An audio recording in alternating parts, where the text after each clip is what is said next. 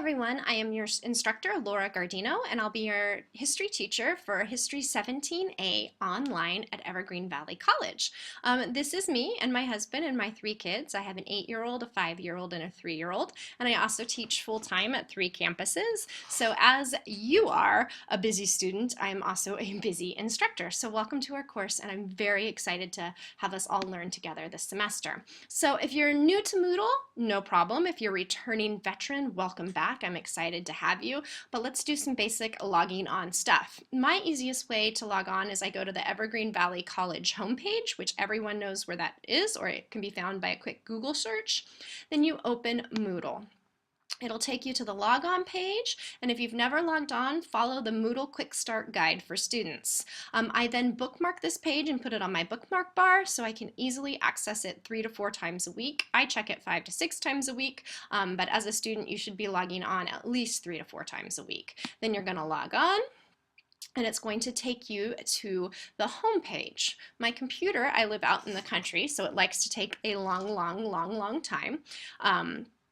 And it'll take you to this opening. Actually, it'll take you to a site page, which I'll come on. When you want it to work, it never does. I'm going to try to do weekly announcements, video announcements to go over some key concepts. I'm going to try to keep my weekly video announcements to 5 minutes or less. However, since this is the first one, it'll probably be 10 to 12 minutes, especially if my internet keeps taking a long time. Okay, so then you're going to get your course page. If you're taking multiple courses, you'll see your online courses here. I have been a really good instructor this semester, and I have listed every possible assignment that we are going to have due already there. You can go into those specific assignments by hitting the hyperlinks, but I strongly recommend that you go into the course. This is not our course. I repeat, this is not our course. This is the course overview or the course entrance site. So you'll click on the hyperlink right there, and then you get into our beautiful course, and our course's image is called Serenity. So this is our course. This is your breadcrumb. You can navigate the course through here. I have laid it out where the very first box is the box where you'll get all of your important information, which I'll go over in a second, and then I have it divided into learning blocks. I always start each learning block off with a lecture, and then your discussions, and then the assignments that you'll need to do. I strongly recommend that you open everything in each learning block that week so you know exactly what is expected of you. If you go to the lecture and you open the lecture, at the bottom, and you can go through and navigate the lecture or the book. At the bottom of the lecture, there is always going to be a to-do list. This to-do list is the one that matches your syllabus, and it's the activities that you need to complete in this week. So you'll see this week you have some things to do before the week ends. So the first box is the Historian's Toolbox, where you have all of your information about the class, and then I have the class divided into weekly learning blocks about what you need to do each week. So that is that. Also in the course, you can compose an email to another student or to me. You can check to see who's online and at what time, and you can also check to see what you have done by clicking on the participant link, or you can jump to a week in the course, and then you'll have the latest news, and you see that I've done my welcome announcement. And if you're new to Moodle, in my welcome announcement, I put a video tutorial that will kind of give you the nuts and bolts of Moodle. Unfortunately, I don't have a lot of time to do online course learning management system. We really dive into content right away, but there are tons of great resources there if you're having trouble learning Moodle. So that's my layout of the class. Now let's look at the Historian's Toolbox. Each week I'll post an announcement. Your announcement should be sent to your email. If not, you need to make sure you've set up your settings correctly. You'll open your announcement and you'll see the video, or you'll see the text that I've given you that week. This is for me. The forum for you to ask questions is the Questions, Comments, and Ponders forum. When you open that forum, I encourage you to post any questions that you have about the class that are not of a personal or grade-based nature. If you have a question about the class, post it right here. And if I'm not online and one of your classmates know the answers, please respond. That's what makes us a great, strong community, is if we can answer each other's questions. I do take 1 to 2 days a week off from not checking my email, but other than that, I am pretty good about being online, and I will get to your question in the discussion forum. So make sure if you have a question, you can post it there, or you can email me, or this semester you can even text or call me. The syllabus, I'm going to encourage you to print this one document out. I don't ask you to print a lot of stuff out, but really print the syllabus out, and you'll have all of the rules for the class as well as a schedule for the semester.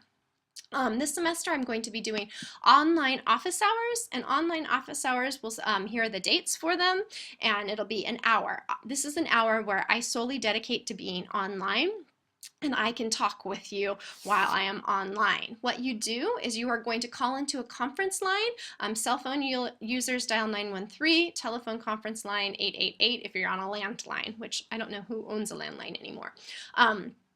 So you have a landline, you have a cell phone number, you dial it in, it'll prompt you for a passcode, and then you and I can talk in a conference room. I also encourage you, if you come to office hours, to log on to the website CCC Confer and hit the passcode again. Follow these instructions, and we'll share. You'll see my computer screen, and we can talk to each other, and I can throw things up on the screens to demonstrate examples. You don't have to come for the full hour. You can pop in any time between 11 and 12, and you only have to stay to get your question answered. I've found that human contact in an online environment is very, very important. So for whoever comes to an office hour, it's the first time you get 5 extra credit points.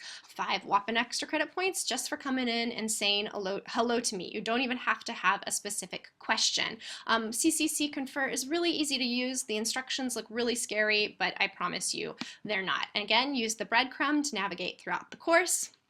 Required text. I have 3 texts for this class, and I promise you we will use them all, and they should come in at around $70 if you can get used and all of that good stuff. The Patriots, Loyalists, and Revolution is the first time I'm using this text, and it is a game. So we'll be using this text for 2 weeks, and you will need it in order to play the game because it has lots of documents in it. The next 2 books we switch off. You'll read Taking Sides, I think, 6 times, and you'll read Going to the Source 5 times. I skip around. I don't go in order. So make sure you check the syllabus to see what we are reading. Taking Sides is an academic read. It's journal writing and monograph writing, so that means it is difficult to read. I'm going to challenge you to read this because studies show that if you can read academic writing, your future is so much brighter. You're going to succeed in your upper division classes, and if you are going on to a specialized certificate here at Evergreen, it's going to help you read those administration of justice articles, something in cosmetology, about the laws and all of that good stuff. So challenge yourself. The Taking Sides is great because it's broken down into a question and a yes and a no side. And it's only 6 pages for the yes and 6 pages for the no, so that week you'll only be reading 12 pages. I know at the beginning is tough, but I'm going to strongly encourage you to stick with it because this is going to help you no matter if you're a history major or not. Going to the Source is a much easier read, and it's going to look at how you dissect primary sources. And I picked this textbook particularly because we have a primary source project in here. Make sure you get the right titles. If you get the wrong or older edition, you might not have all of the assignments. So for this one, the edition really does work. We also use a free textbook that is online, and it's a survey book, and it has videos and text about the period that we are studying. This is good background building information, so I strongly encourage you to at least check out the videos for the weeks that you're assigned the hippocampus reading. I'm using the breadcrumb. I'm going back. We've talked about text. Reading Taking Sides, I said, is difficult, so I have 3 aids for you. What to do with the weekly assignment, a graded weekly assignment, and just ways to tackle reading Taking Sides. We do lots with primary and secondary sources, and these 2 links are going to help you identify and understand primary and secondary sources. Here's a quick link to our free online survey textbook. I also show videos in this class, and sometimes the videos don't like Macs. So here are troubles with EduStream videos. This is where I will grade your extra credit for the office hours. And in our class, we are going to be doing student-led discussions throughout the semester, and you will be responsible for leading 2 student discussions. So let's talk about this week and those student discussions. This week, what I would like you to do is to sign up for the 2 weeks that you are going to lead your student discussion. So what you're going to do is you're going to click on this link. You're going to go here, and here is the explanation of what you need to do when you lead a student discussion. And this sounds a lot scarier than it is. It's not hard to lead a student discussion. You're just responsible for coming up with a guiding question that week, setting some objectives, and keeping other students engaged by furthering the discussion, making sure someone doesn't dominate, and so forth. You need to sign up for 2 discussions that you're going to lead.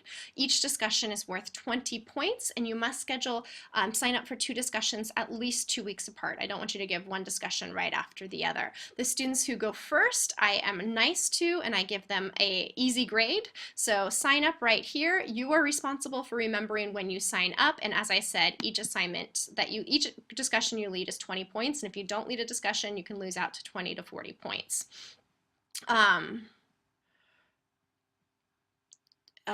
Okay, extra credit office hours. If you're not able to make the face-to-face orientation tonight, Tuesday, I had to cancel the Wednesday one because they scheduled it when I'm teaching at San Jose State. You can come to the online orientation and we'll go over some things in more depth. The online orientation is not extra credit, but any of the extra credit office hours are extra credit after that. You are also going to have to do an introduction this week, and for our introduction you're going to use Google Search Stories or Glogster. Both of these are free, and it's a quick, unique way to introduce yourself. Google Search Story is going to create a 35-second YouTube video where you just plug in some words and it does it for you. I'll post my introduction after this video and you can see an example of a Google Search Story. Students really like Glogster. It's a big poster board that you create about yourself. You can get sucked in and spend hours and hours here, but really you only need to spend a few minutes putting together your introduction.